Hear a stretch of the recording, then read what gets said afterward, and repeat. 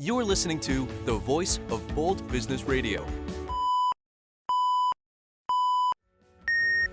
Welcome to the voice of Bold Business Radio, the show about ways to stay competitive in a changing market, break through business plateaus, and respond to the changing expectations of today's customers. Your host, Jess Dewell, is a rapid growth entrepreneur, consultant, and business advocate with a 20-year track record of business excellence. She candidly discusses how to achieve your growth strategy and realize your company's unfulfilled potential. Now, here's Jess. It has been a few weeks since we've been live on the air because of the 4th of July here in the United States. I have to tell you, it was a great short break. And to be back on the air, back here right now with you, 11 a.m. Mountain Time, right here, right now, to talk about what it means to be bold in your business. What it means to go for the growth that you want, the perspective that you want, the awareness that you want. And by the way, all of the things that seep into our work from life. Like today's conversation, what's right doesn't have to be hard, which is program 233. And our special guest today is Dr. Marlene Bizub. And I have to tell you, she and I have a great story, and we'll tell you how we met in a little while. And you're like, life flowing over into business, Dr. Marlene, she's a certified divorce coach. She is a divorce consultant. And you know what? Yes, our life seeps into our business every single day. So when we know we're going through something that's very painful and very hard in our own lives, and then we have to come to work and sometimes feel like we have to pretend like that's not, it's not part of what's happening in our life while we're doing work. Well, you know what? That's kind of funky. That's kind of weird. And so we're talking about it because what happens in our personal lives, what happens in the personal lives of our employees really matters to their productivity when they're at work, when we are at work. And by the way, I found a really cool angle that with Dr. Marlene, I'm going to be actually telling you, this is really important. And we're going to tie it back to some business concepts as well. So let me introduce her. She's here. She is a speaker, author, in addition to being a certified divorce coach and consultant. She works for family preservation. She specializes in both dependency and neglect cases. She serves as a facilitator for the children and families in transition through the 4th Judicial District Court in Colorado Springs. Her proven process, by the way, she has a book. She's going to tell us about that too. Her proven process can create win-win situations for family court professionals, for their clients, for the children involved, and for the peace of mind of those that we are watching and us if we are going through this situation right now. All right, Dr. Marlene, welcome to the show. Thank you, Jess. It's good to be here. You know, I didn't even ask you before. I just started calling you Dr. Marlene. Do you want to be? Well, that's Probably ought to start with it. That's just fine. Okay. Now, the reason we're going to start with this is going to be clear, okay? Love your children as much as you hate your ex. This is something that you stand more than you hate your ex, right? Yeah. You stand by that over and over and over again. How did you come up with that? Actually, a friend, well, it's a common friend you and I have. That's right. Came up with that. Yes. Patricia B. Lange, who goes by Patricia B., is actually the person who came up with that tagline. I had a previous tagline, negotiate your way to mutual agreement, which says what I do as a divorce coach, but it doesn't really like reach in and grab your heart. And that's what Patricia was saying to me one day is, your tagline is fine. It says what you do, but it doesn't really like touch somebody, grab their heart. And she said, you need something like love your children more than you hate your ex. And that was perfect. And I said, that's it. Can I have it? And she said, well, what am I going to do with it? So she gave me that tagline, and really it says what I do and what the philosophy is behind my work.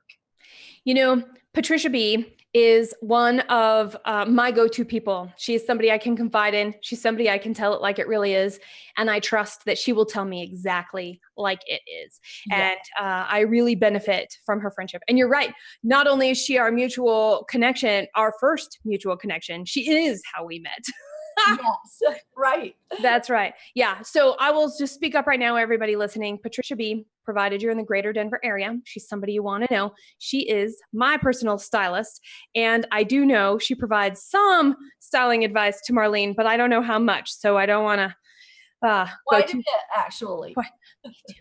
Patricia B, right? Almost everything you're going to see me in this summer, she said, this one fits you because all the rest did not. And like I said, tell it like it is, both not only in image and presentation, but also in business. I mean, very savvy businesswoman with multiple companies who she's called to service, just like Dr. Marlene, just like me.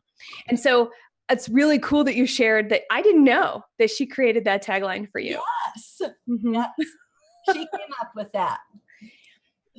It makes me want to think of something like that, for boardrooms and for executive teams, because in general, we can have sticky and emotional conversations in so many parts of our life.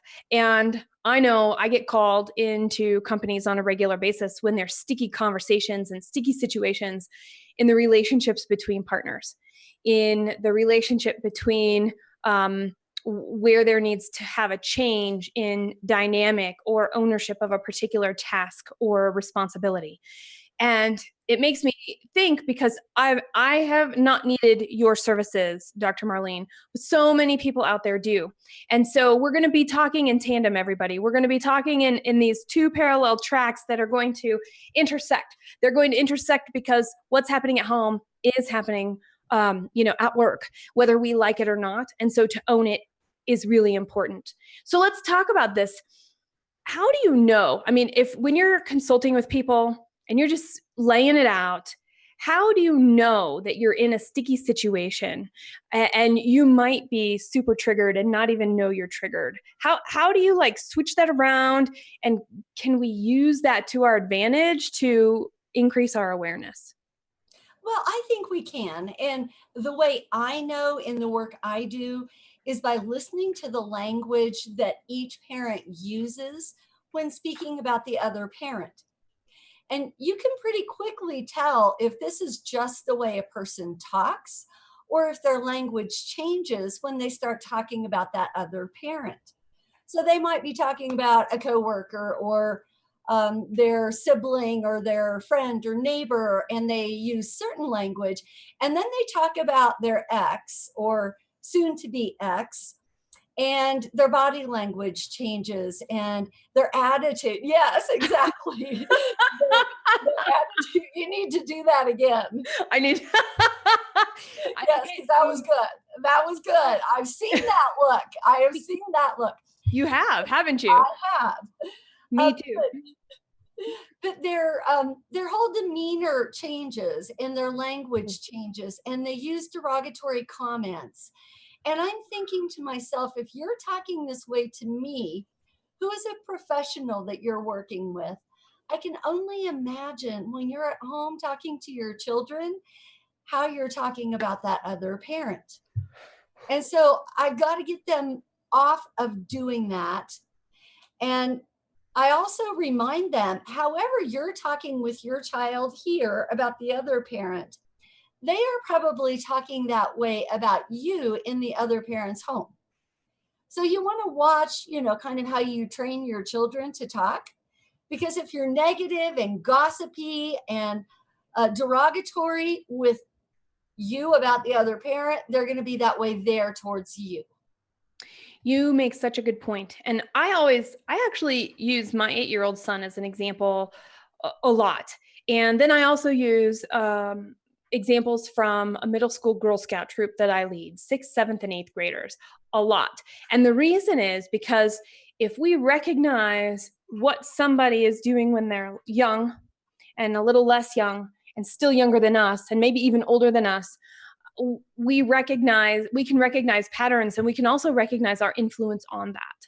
I can tell you, so there was a situation where there were a whole bunch of people together, many generations, and there were two things happening at once. There was the main event that everybody was gathered to see.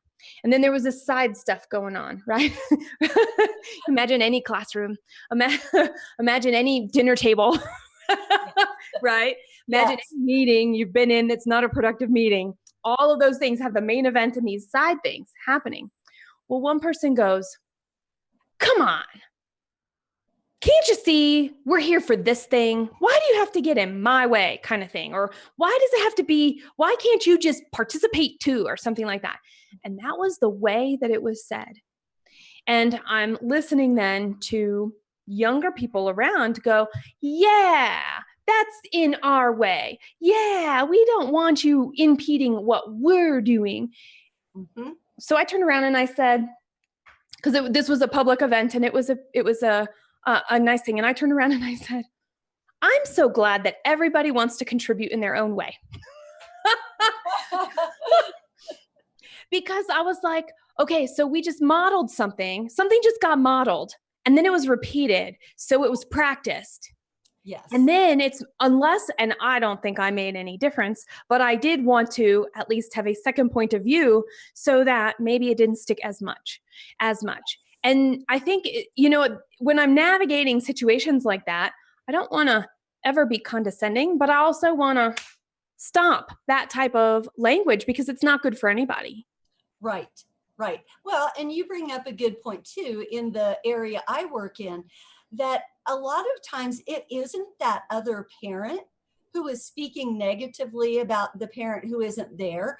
It's their friend or their mother. I remember one time I was in court and the father in a case said, well, I can't help what my mom walks in and says about my ex. And the judge said, well, you better help it because if not, your children aren't going to be at your house as much. And that was really the right answer, because if you can't control the environment around you in terms of what's being said in front of your children, like you said, they're going to follow our lead. They are going to pick up on what they hear and what other people say and their attitudes and beliefs. You said something key in there that I'm going to say differently, and then I'd love to hear your take on it, which is when we don't object to it, even when we don't control it, we're seen and perceived to accept it. Exactly. That is exactly true. When you tolerate something, you are in essence condoning it. And we don't realize that sometimes. We don't realize that message or that that's really what we're doing, but it is. Okay. I'm going to just think, you can think whatever situation you want, audience out there, hashtag VBB radio, start thinking about questions that you have for Dr. Marlene during the show today. But I really think that that's an important piece. When I think about gaps in communication and business, when I think about how different things are showing up, how problems are occurring, and if you really look and observe, it's because nobody spoke up. Yes. And it seems silly, right? It seems insignificant, but it's the most significant.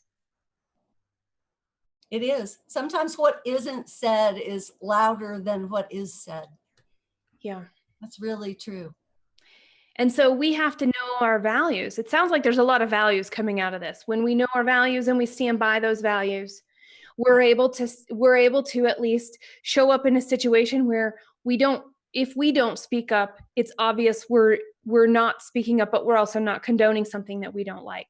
Or we are showing up in a way that is still respectful and filled with consideration, yet we are strong in those and we're clear where that line is for ourselves so people can better interact with us. Yes.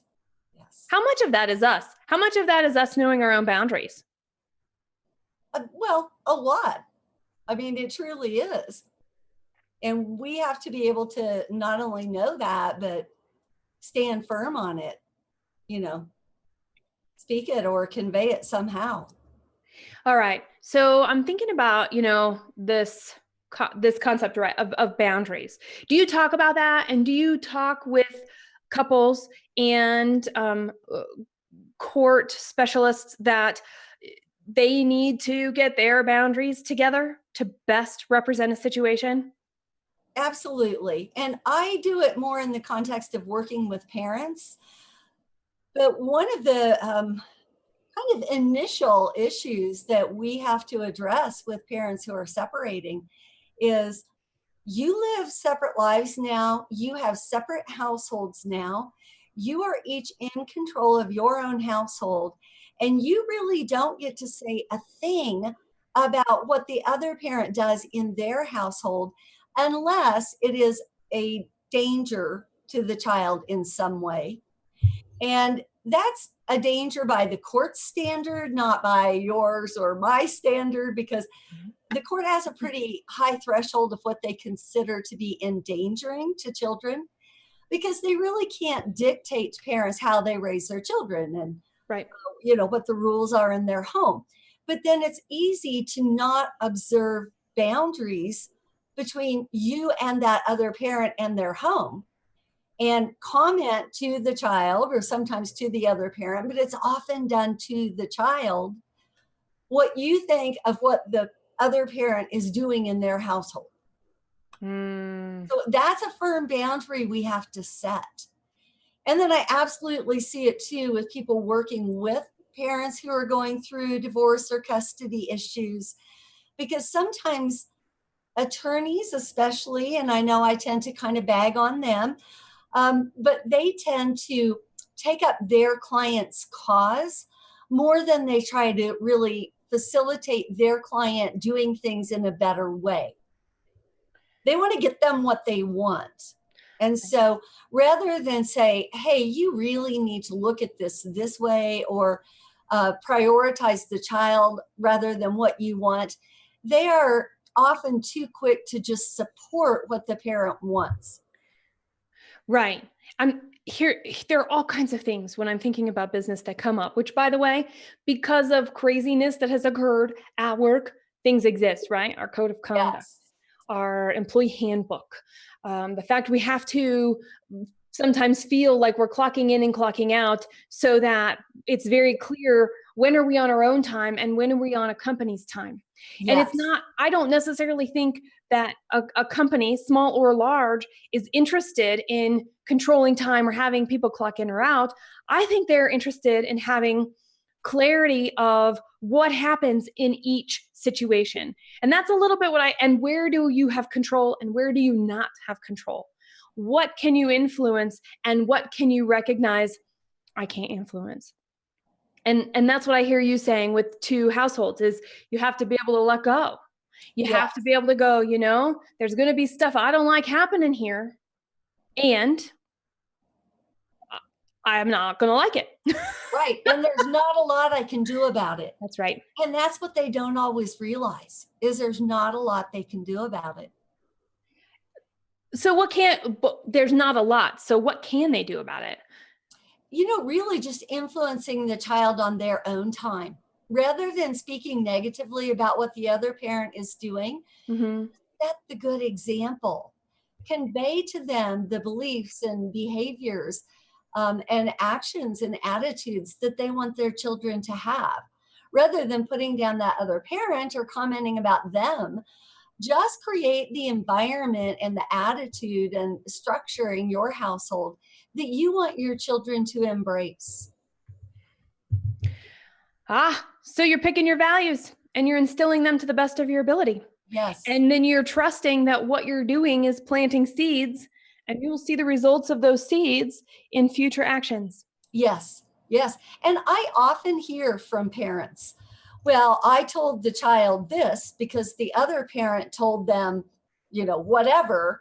And what I tell them is we can play that game all day long. Somebody's got to stop. Yeah. Somebody's got to stop. Just set the good example and stop bashing, because we can get caught up in that, that's a never ending cycle of they told him this, so I had to tell him that. And then Absolutely. The other parent's going to say the same thing. And you know what? You're right. Somebody has to choose to make something different happen. Somebody Yes. has to say, all right. And guess what? That's leadership. Yes. Yes. It is. I think and I know we're talking about divorce cases and we're talking about a lot of family scenarios, but guess what?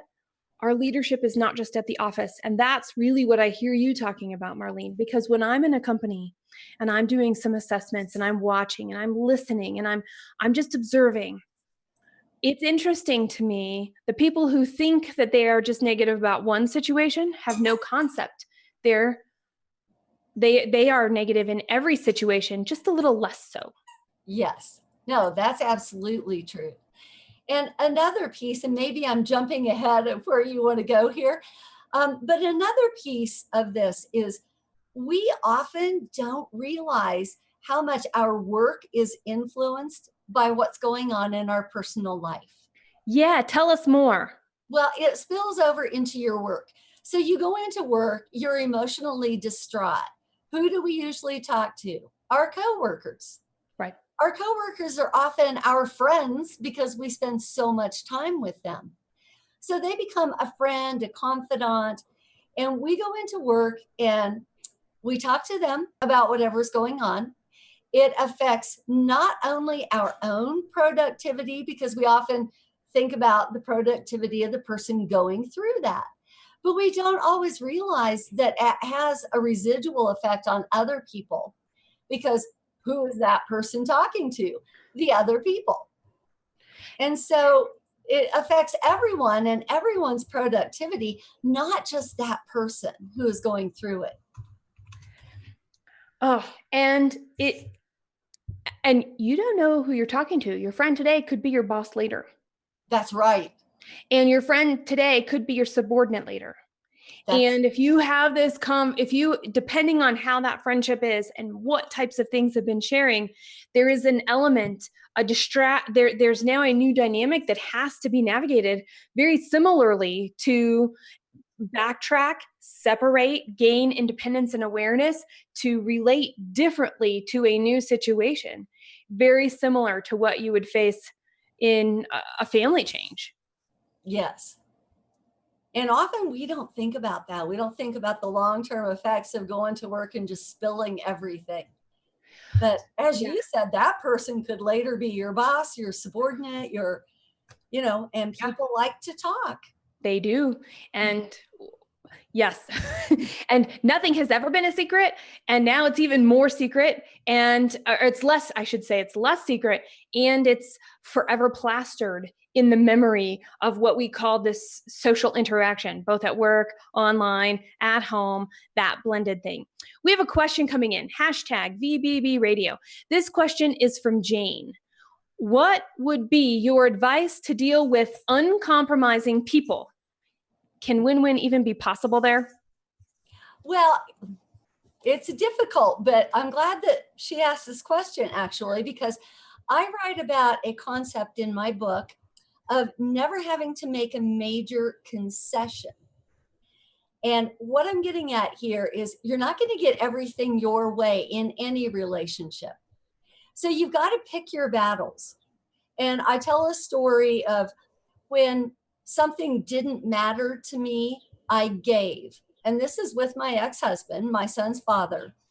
But when it didn't matter, I gave. And it happened to be on Thanksgiving. I let him have every Thanksgiving so he and my son could go snowboarding.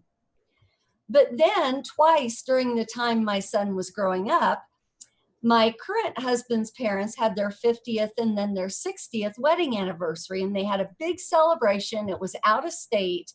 We wanted to go, and of course wanted to take my son. Because I had never argued about having Thanksgiving, when it came time that I wanted my son for Thanksgiving, his dad pretty much couldn't say no. In fact, he said the opposite. He said, "You have always been really good about giving me every Thanksgiving. Absolutely, he should go with you." I didn't have to make a major concession. But if I would have every other year said, "Nope, you can't go skiing. It's my Thanksgiving. It's my holiday. You can't have him." Then when the time came that I wanted to take him with me, if that would have been his holiday, I'm sure he would have said no. So my point is, if you give when it doesn't matter, you'll get when it matters. So if you've got that uncompromising person, give as much as you can give, because that makes it harder for them to say no when the time comes that you really need something. We're going to link to your book. Okay. On the show notes page. Okay. Give us a short description of it though right now, right? You've got this proven process. Like, can you tell us about step 1 of that process? Yes, well, and this is a great segue into it, because it's exactly what I was just talking about, is you identify what things are non-negotiable, and you give in every other area that you can. So I tell people, make the list of non-negotiables, doesn't really matter, and then you'll have the list of where you're going to stand firm on getting what you need, because in these other areas, when it didn't matter, just like with skiing on Thanksgiving, that didn't matter, then I'm able to put myself in a position to get what I need when I need it. And if you don't identify those things ahead of time, human nature is to want everything your way. I mean, that's just human nature. Yep. So we don't think in terms of compromising and negotiating for something on down the line. I didn't think about my husband's parents having their 50th and then their 60th wedding anniversary. And if you only think about today and this holiday or this whatever it is, it's short-sighted. And so you've got to anticipate that there are things that matter. Yes, exactly. You got to weigh them. You do. And that's okay. For all of you listening, you might want to buy this book just because there's business stuff in here all over the place, is all I have to say, because this is strategic planning. This is how do we want to negotiate? This is when do we draw the line? And when somebody gets close to that line, do we tell them, or do we wait till they trip over it and then really tell them? And how well does that go? And using our past experience to actually help recognize this is really key. See, I told you, Marlene. We got some parallels here. All right. So here's what we're going to do. Thank you. We have a few more questions in the queue. Keep using hashtag VBB Radio. We will be right back after this. You're listening to the voice of Bold Business Radio. In every program, we share stories, tips, and concepts that benefit short-term goals and increase confidence in long-term positioning. Stay current and receive programs to continue sparking ideas about growth strategy by subscribing to the program at voiceofboldbusiness.com. Now, back to Jess. I'm telling you, this is program 233.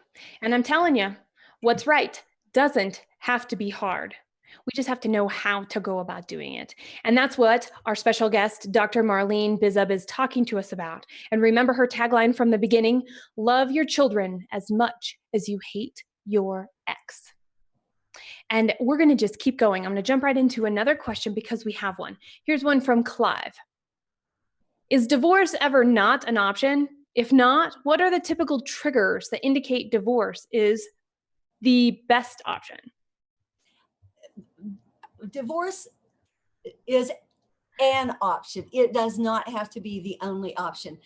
I just came from a Coffee Connect earlier this morning, and I was talking with someone there about a mutual friend we have, and that person I worked with briefly, and it didn't take very long it was a couple that was separating.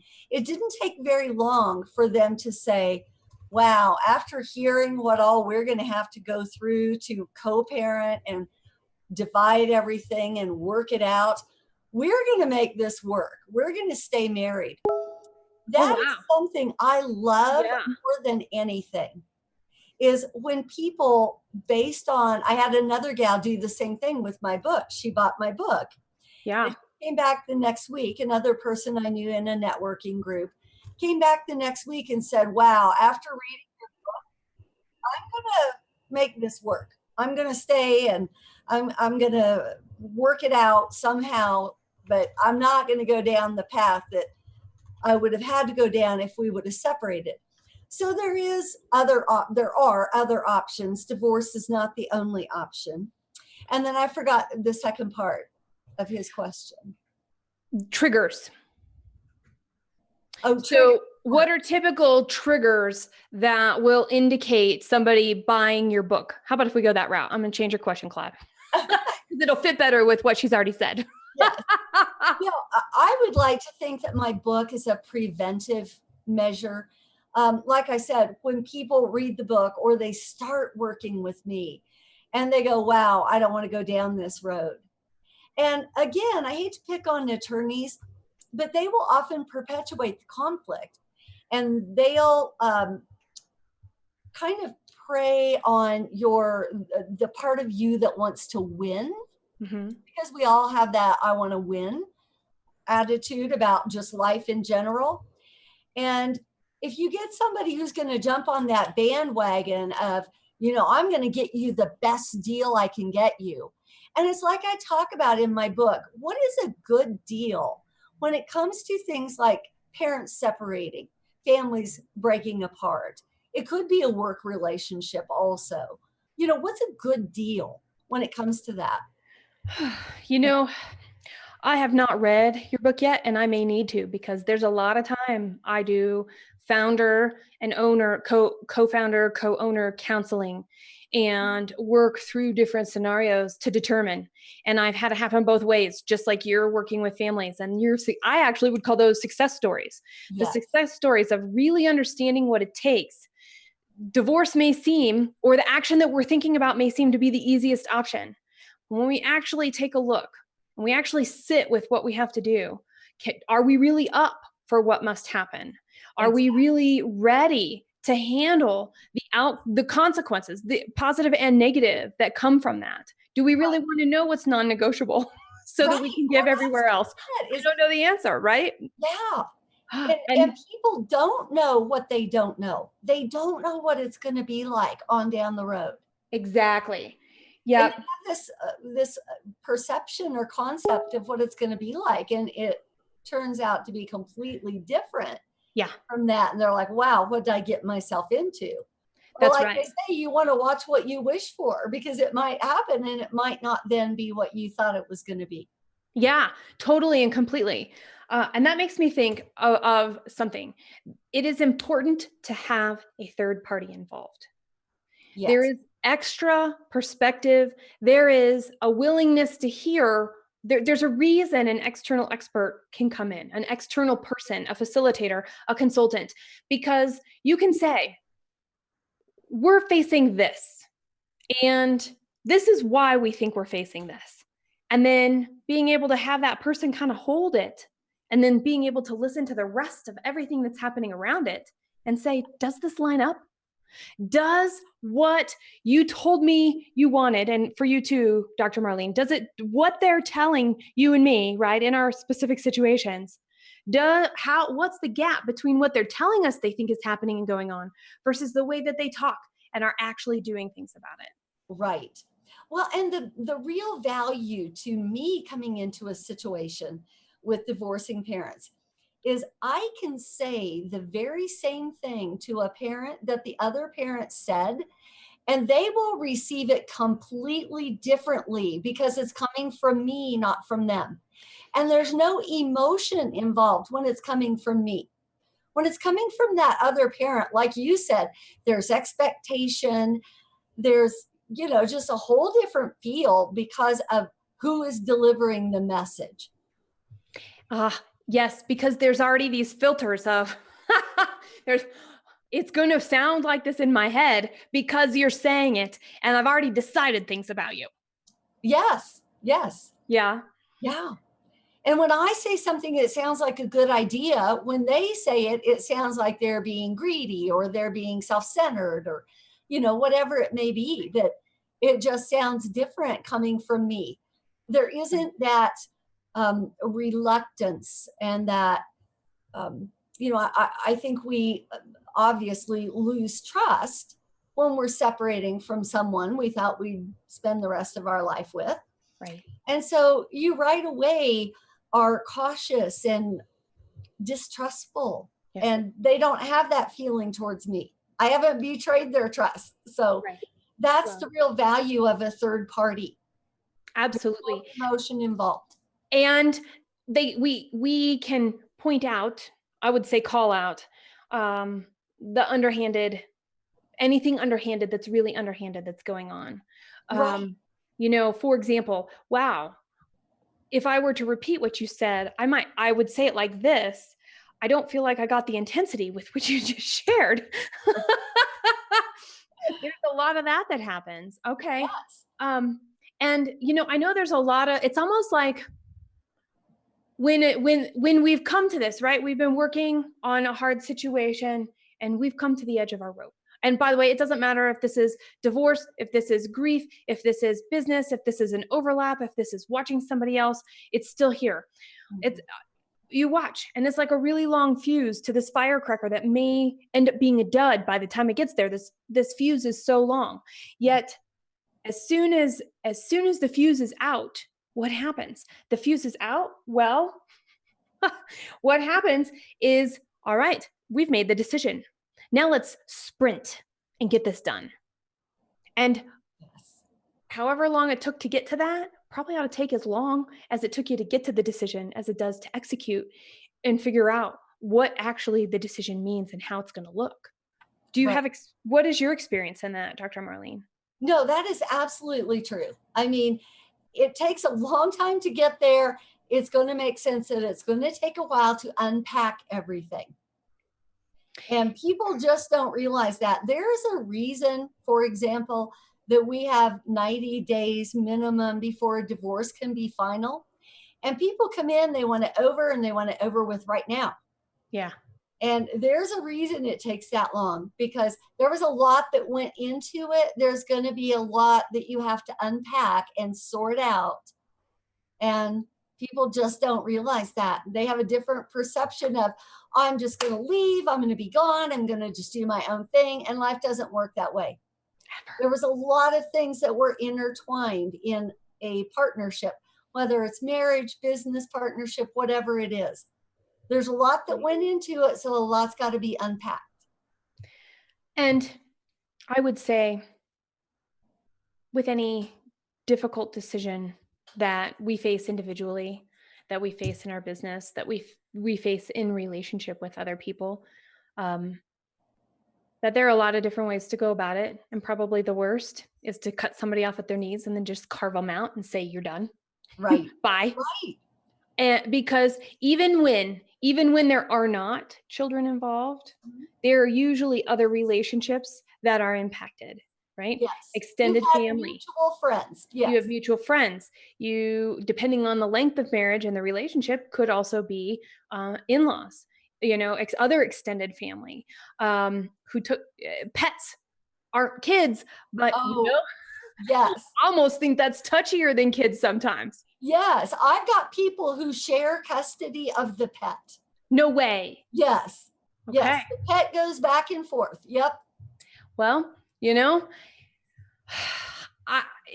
because each of these are so big in our lives. And so what's important to us is really what it sounds like. The relationship we're in, we don't like. And this came up in a conversation earlier. I'm going to keep the essence, but I'm going to take out all the fluff for the sake of time. Was that there's a lot of people out there, and for those of you listening with young employees, you may be experiencing this. I associate it with more often with a younger generation, but I also experience it with people who haven't had good relationship role models around them or to them as they were growing. And that is, there's this element of everything is good until it's not. So you go from, yeah, okay, it's all great, it's good, and then it goes straight to punishment. You're out. I'm going to change the locks. You're not welcome back here. I don't know what you were thinking, right? And I'm thinking about any relationship, whether it's taking out the trash in the office, whether it's cleaning out the refrigerator every so often at the office, right? Whether it's who knows what it is, but these small things, if it's okay and then it's just not, there's no conversation to be had there. It goes back to something we were talking about earlier of condoning action until it got to the point where we were like, well, I guess we have to do something about this. Right, right. Well, and people do tend to, some people, not all, but there's a certain amount of people that do tend to just write someone off. When I'm done with you, I am done with you.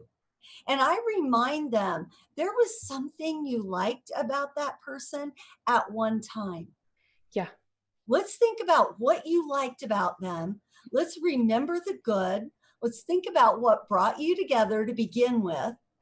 Because most likely, like you said, they're going to have to continue dealing with one another. And I'll have people come in with a 5-year-old child and they'll say, okay, I've got 13 more years. I've got to deal with this person. And I say, no, you have a lifetime. Because even after they graduate from high school and move out of your home, there's going to be college graduations, marriages, the birth of a grandchild, all kinds of events that are going to bring you back together again. And you better be able to learn how to be civil. I'm almost wondering, okay, so you talk about divorce, like you've decided to do this, or you're thinking about doing this. So, or you know somebody who's going through this and you better want to understand. So you give all kinds of data in this book. I'm actually wondering if this would be also a good book as a wedding gift. And the reason I'm saying that is because what if we set up, or even starting a partnership and starting a business, like required reading for a business, because whether we're blending families or we're becoming business partners or we're accepting a job offer that has very specific requirements, well, we come with our own non-negotiables. They come with their own non-negotiables. Our families on each side of those that we're going to be working with and don't know yet come with non-negotiables. And we're typically not thinking about those things even at the beginning when we're setting up, when we're creating union in any capacity. Right. And people aren't taught to think that way. They aren't taught how to have a good breakup of any kind, whether Right. it's marriage or whatever it is. We aren't taught how to break up well.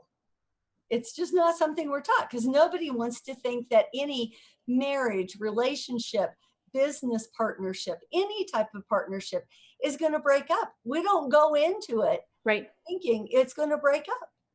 But we also don't, I could be wrong about this. Maybe I'm speaking my own truth here and that's it, which is we also don't go into relationships understanding how many layers there actually are.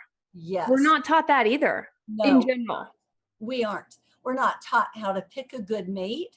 We're Right. not taught what all goes into relationship, like you said. Yeah. There's a lot of different little nuances to relationship. Here's a question from Ernie, #VBB radio. I actually think Ernie's came in by email, radio@reddirection.com. He's asking, whether in business, marriage, or divorce, isn't it just all about good negotiation skills? Absolutely. Absolutely. And there's an art to that. And again, most of us are not taught that. Oh, so tell us, what's step one in negotiation? And you may have already told us. So if we've already told the step one, say, yeah, that's that thing we talked about before. Yes. Know your non-negotiables. So what's number two? Yes. Making your lists of these are non-negotiable. Yeah. And then make your list of where you've got some wiggle room. Mm-hmm. And then I even tell people, make a third list and don't share it of things that you don't care about at all. Right. But if you share what you don't care about, you can't effectively use it to negotiate. Mm-hmm. Those are kind of your secret weapons that I don't care about this, but I'm not going to let them know that. Right. Because then they don't feel like they gave because, well, you didn't care about that anyway. So It doesn't count. So that's the stuff you kind of want to keep secret. And that's the little secret piece of negotiating that a lot of people don't know and don't think about is have your little private list of things that don't matter at all And it appears that you're giving a lot more when you say, well, you can have this and you can have that and you can have that. You can have the boat. Well, they don't care a thing about the boat. But if you tell them that, there isn't any perceived value. So you want to make sure you don't put that out there. Right. Right. It's not the deal you get, it's the deal you think you get. You know? Yes. Yes. And okay, so I want to turn the tables a little bit here on a last piece, because we're talking about two people, or we're talking about two employees, or we're talking about an employee and an employer in some capacity. And now we're also talking about decisions that we're making that are going to impact those around us. And yet they don't have a seat at our table. They are not part of this negotiation. Sometimes, because it's not their place. Children's place is not at the negotiation table during a divorce.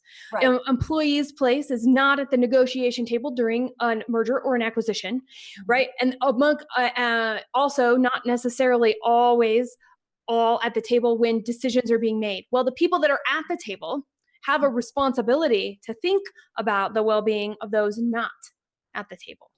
Correct. And I'm so glad you brought this up, because this is really the biggest piece of what I do. I am not here for either of the parents. I am here for the children. And they don't have a seat at the table and shouldn't have, as you said, they really should not have. But it becomes tricky, because what happens in these situations is children want to please their parents. And so they tell each parent what they think they want to hear. So parents are shocked to find out that they told the other parent the same thing, only the opposite. You know, I want more time with you. Well, I want more time with you. Well, they really mean that. They aren't conniving little people who are telling different things to different people, you know, that they don't really mean. They do want more time with both parents. They don't understand that what they're really saying is, I want my parents to stay together. And that's most likely not going to happen.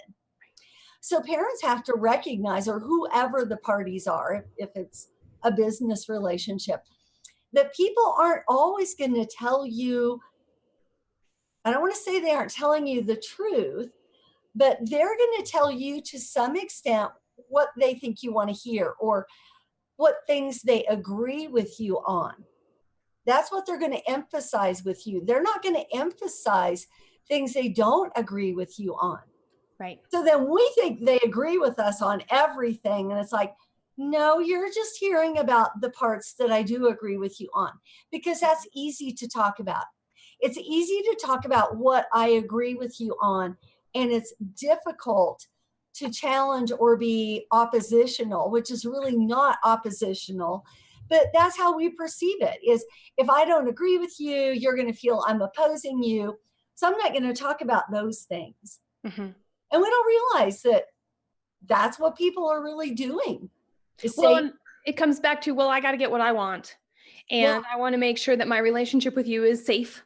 Yes. And so I'm going to tell you the parts I know will make our relationship more safe, because it's easier. And usually I can tell you don't want to hear the parts that aren't safe, or that I don't want to bring up parts that will make me feel unsafe. Yes. Right. So what makes it bold? What makes it bold to take the time to create, I'm going to call it a win-win solution to getting through a process like divorce? Mm-hmm. Well, just people recognizing, the first hurdle is just recognizing you aren't going to get everything your way. It's just not going to happen. And people see it as, such a loss or a failure when they don't get everything your way. In fact, I've heard judges say, if both parties walk out feeling like they really lost, then it was probably pretty fair. But we measure things based on what went the way we wanted it to, what we gained, or what went our way. We measure things on that, and we don't realize that the other person had to give. And so you have to give too. It's not all going to be your way. You heard it here. Program notes will be at voiceofboldbusiness.com/P233. That's voiceofboldbusiness.com/P233. You can also search the site. What's right doesn't have to be hard. Okay, keep this conversation going. Use hashtag VBB Radio. Tag Marlene, tag me. Tell us your stories, because we're sharing ideas. We're sharing stories that actually happen to us that we hope you can learn from. Add your story to the conversation, because it's through your leadership, it's through your stories, your experience that make what it means to be an effective leader defined today for the way that you do you in an authentic way, the way that you do you in business for business success. And remember, what's right doesn't have to be hard. The Voice of Bold Business Radio gives you insights about how to achieve your company's growth strategy. When you aren't seeing the growth results you want, it's time to get an outside perspective. To discuss your specific situation around growth strategy, work with us. Visit voiceofboldbusiness.com and click Find Out More. Special thanks to the Scott Treatment for technical production. Thank you for joining us.